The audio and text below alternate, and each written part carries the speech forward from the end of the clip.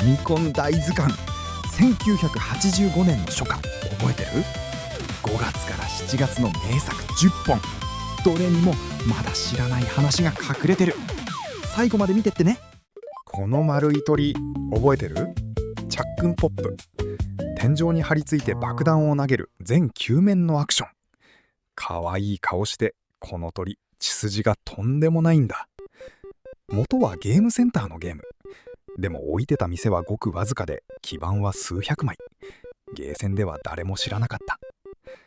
無敵のスーパーハートが出る爆弾の数、一面から順に3、1、4、1、5、9、2、6、5、全9面円周率なんだ。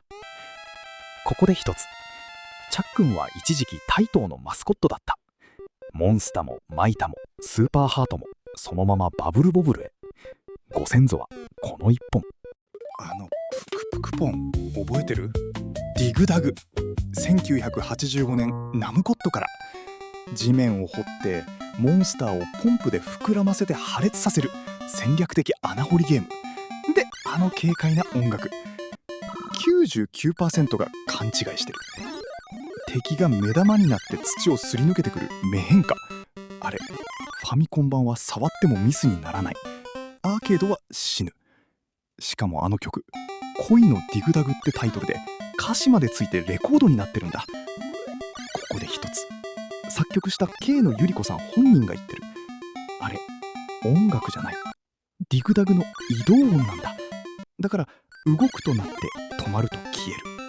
青い石を運ぶパズル。フラッピー覚えてる？ 1985 年デイビーソフトから。全240年。パスワードを書き写して挑む地味だけど頭を抱えるゲーム。でもこの一本、当時の小学生を巻き込む騒動が起きた。青い石、実は爆発した故郷の星のかけらなんだ。侵略されて星ごと自爆して、フラッピーだけが父親に逃がされた。説明書には石を落としても潰れないエビーラが載ってる。パラメットエビーラ。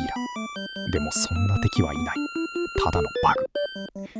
ここで一つ、騒動、ファミマガに載った全面のパスワードが出る裏技。あれ、雑誌がわざと作った嘘だったんだ。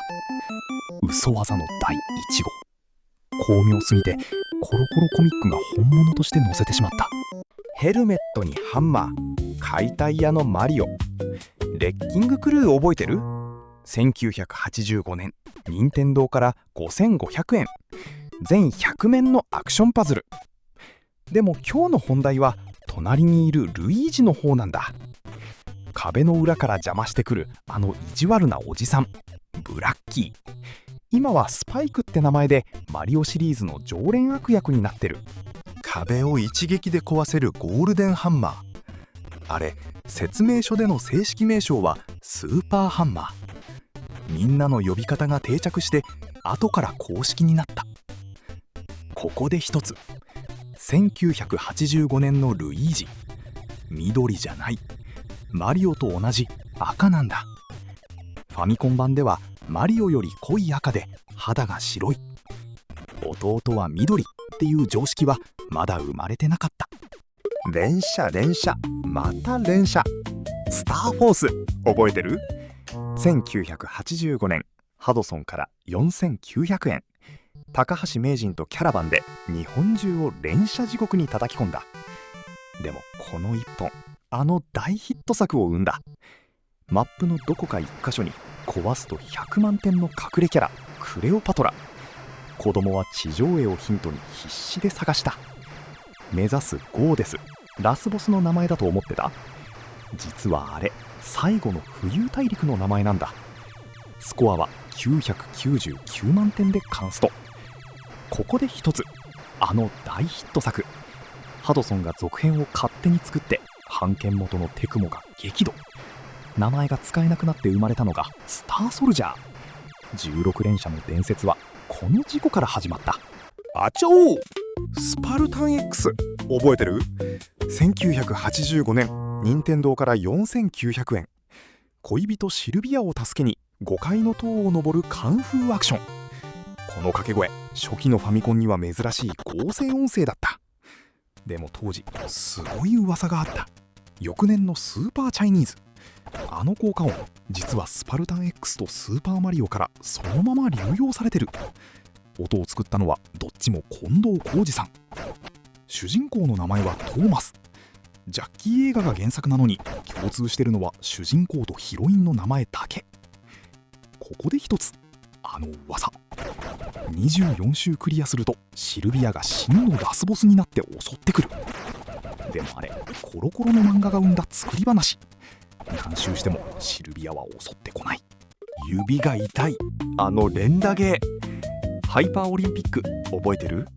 1985 年コナミから専用コントローラーハイパーショットで記録に挑む陸上ゲーム。でも店で買えない幻の一本が存在した。ハイパーショットはすぐ壊れる。だからみんな道具を持ち込んだ。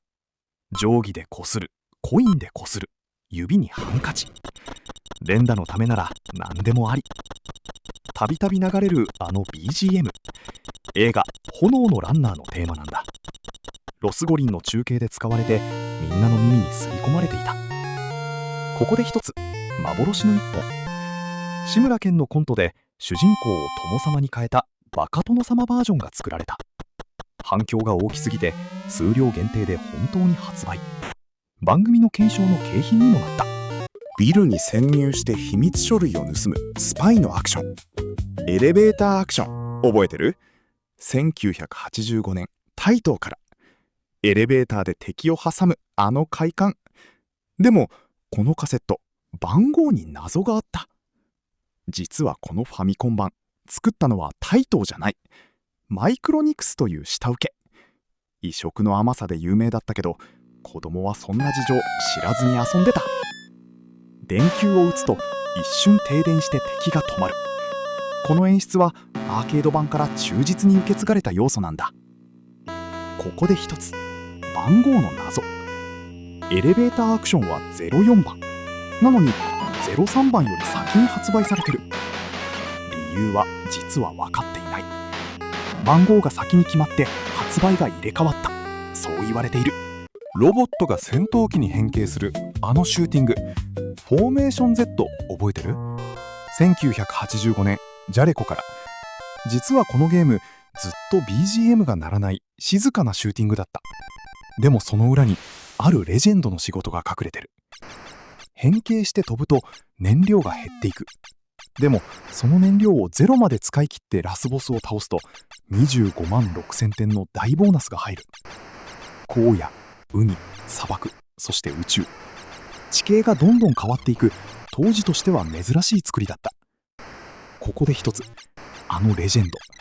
パソコン版を移植したのは後に光栄を作る入川陽一さん。使用書がほとんど残ってなくて自分でプレイしてメコピで作り上げたんだ。見下ろしの戦場を進むあのシューティング、フィールドコンバット覚えてる？ 1985 年ジャレコから。母艦を操って敵の砦を攻略していく。でも実は敵を倒さない方が正解という驚きの仕掛けがあった。この母艦ジェネシス3を操縦しているのはミキとミサトという2人の女性。1985年のシューティングで女性パイロットはかなり珍しかった。そしてこのゲームのある斬新なシステム、当時のゲーム雑誌がその発想は新しかったとわざわざ書き残している。ここで一つ、その仕掛け。敵は倒すんじゃない、キャプチャービームで捕まえて味方にできる。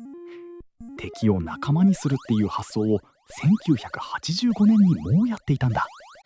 知ってたつもりの10本にもまだ知らない話があったでしょ。高評価とチャンネル登録よろしくね。また次も一緒に